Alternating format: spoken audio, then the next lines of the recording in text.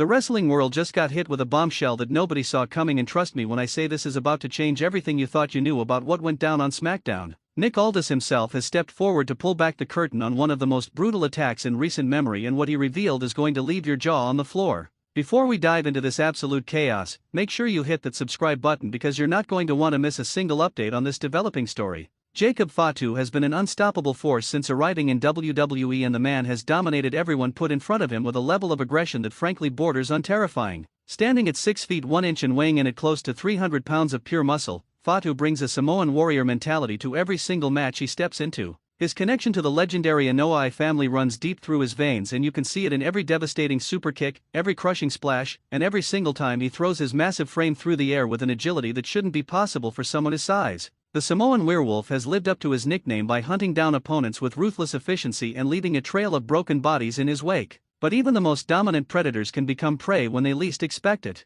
The attack happened during what was supposed to be a routine segment on SmackDown, where Fatu was cutting one of his intense promos about his next victim. The arena was packed with fans hanging on his every word as he stood in the ring with that menacing presence that makes even the bravest superstars think twice about confronting him. Everything seemed normal until the lights flickered once, then twice, and suddenly the entire arena was plunged into darkness. The crowd erupted in a mixture of confusion and excitement, because in wrestling when the lights go out you know something big is about to go down. When the lights came back on just seconds later, Fatu was laid out in the middle of the ring surrounded by what looked like the aftermath of an absolute war. Security personnel rushed to the ring immediately while medical staff checked on Fatu, who was struggling to get back to his feet. The cameras caught every moment of his frustration and pain as he refused help and tried to stand on his own power despite clearly being hurt. His face showed a combination of shock, rage, and something that nobody had ever seen from Jacob Fatu before, which was vulnerability. The announcers were scrambling to make sense of what just happened, while replays showed absolutely nothing because the attack occurred during those precious seconds of darkness.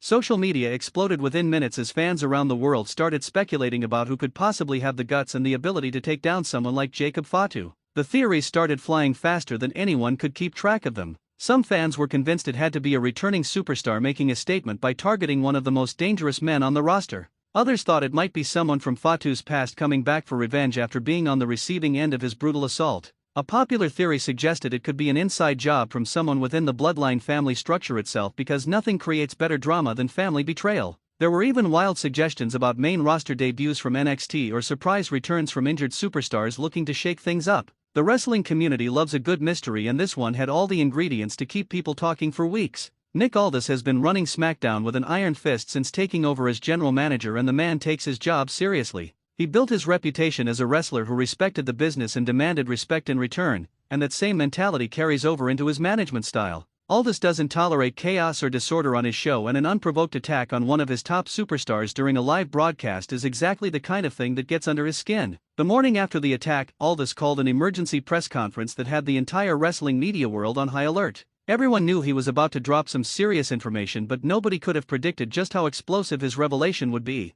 Aldis walked into that press conference looking like a man who had spent the entire night reviewing footage and conducting investigations. He didn't waste time with pleasantries or corporate speak. He got straight to the point and dropped a name that sent shockwaves through everyone in attendance. The attacker wasn't some random jealous superstar or a returning legend looking to make an impact. It wasn't even someone from outside the company trying to cause problems. The person who orchestrated and executed the attack on Jacob Fatu was someone currently on the SmackDown roster who had been operating right under everyone's noses. Aldis revealed that the culprit was Austin Theory. Austin Theory attacking Jacob Fatu makes perfect sense when you really think about the psychology behind it, even though on the surface it seems like a death wish. Theory has been desperate to reclaim the spotlight ever since his main event push seemed to stall out. The young superstar who once held the United States Championship and had a brief program with John Cena himself has been struggling to find his footing in the upper card. He's talented, athletic, and confident to the point of arrogance, but those qualities haven't been enough to get him back to where he thinks he deserves to be. Theory has been vocal about feeling overlooked and underestimated, and what better way to force everyone to pay attention than by taking out one of the most feared competitors in the entire company?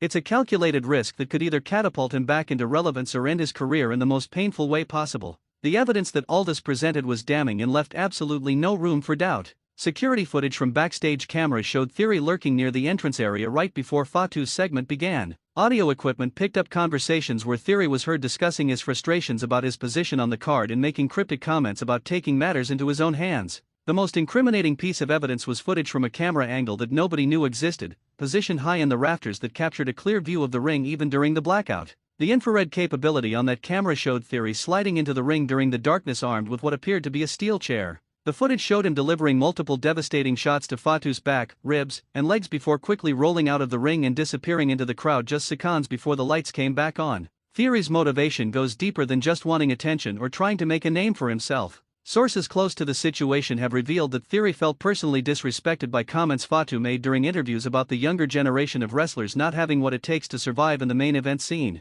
Fatu had specifically mentioned Theory as an example of someone with all the physical tools but lacking the mental toughness and warrior spirit needed to truly succeed at the highest level. Those comments aided Theory for weeks and festered into an obsession with proving Fatu wrong. In Theory's mind, taking out Fatu in such a bold and public way would demonstrate that he has exactly the kind of ruthless edge that Fatu claimed he was missing. The SmackDown locker room erupted into chaos when Aldis made his announcement. Superstars who had been friendly with Theory now questioned whether they could trust him. Others who had their own issues with Theory saw this as confirmation of what they already suspected about his character. But the most terrifying reaction came from the Bloodline members who immediately began plotting their revenge. Solo Sikoa was overheard telling anyone within earshot that Theory had just signed his own death warrant by attacking family. The Samoan dynasty doesn't forgive, and they certainly don't forget when someone crosses that line. Jacob Fatu himself has remained eerily quiet since Aldis made the announcement. He hasn't cut any fiery promos or made any public threats. He hasn't attacked Theory in retaliation or even acknowledged the situation on social media.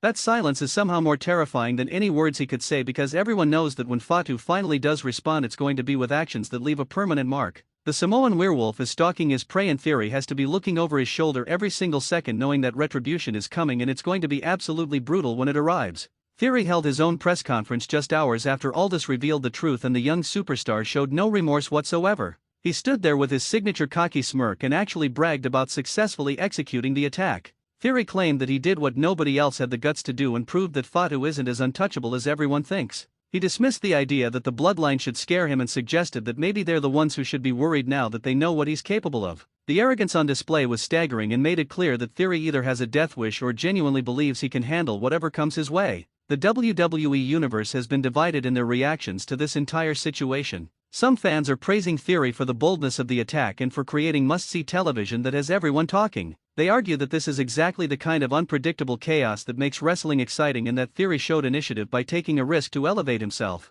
Other fans think Theory is an absolute idiot who just committed career suicide by painting a target on his back that the Bloodline will never let him forget. They're already predicting that Fatu is going to destroy Theory so badly that he'll be lucky to ever compete again. The debate has been raging across social media platforms with passionate arguments on both sides. Nick Aldis has announced that there will be consequences for Theory's actions because attacking another superstar during a blackout violates multiple WWE policies. However, Aldis also understands that this situation has created a red-hot storyline that fans are desperate to see play out. The smart money says that Aldis will book a match between Theory and Fatu at the next premium live event, and that match is going to be an absolute war. The stipulations haven't been announced yet, but there's speculation about everything from a no disqualification match to a street fight or even a steel cage match to prevent any interference or escape. The ripple effects of this attack are going to be felt throughout the entire SmackDown roster for months to come. Alliances are being tested and reformed as superstars decide whether they're on Team Fatu or Team Theory. Some wrestlers see this as an opportunity to get involved and raise their own profiles by picking a side in this conflict.